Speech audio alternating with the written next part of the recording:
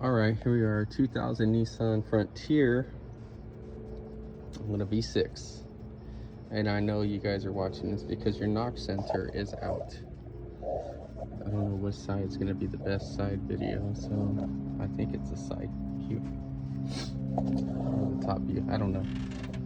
I'll hold it halfway. So,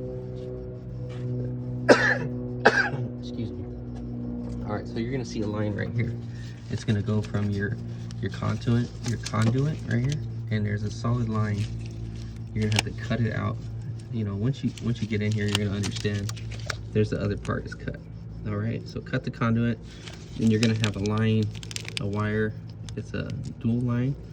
It's kind of like braided in the ground, and then the center wire in there is the wire you're gonna have to attach to. Okay, and you're gonna run a new wire off of the wiring harness. It comes here, and you're gonna mount your knock sensor right on top.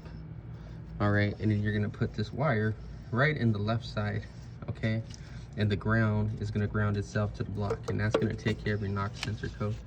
Easy, without taking your whole intake manifold apart, upper and lower. It's a nightmare. I've done them, so I figured out this way, and hopefully this saves you some time, money, and hopefully it's easy enough for you to figure it out. Okay, make sure you put shrink wrap on there. It's not going to cost you down to go to Harbor Freight or AutoZone to get some shrink wrap. I still got to shrink that one up just so it'll be watertight because you don't want any interference.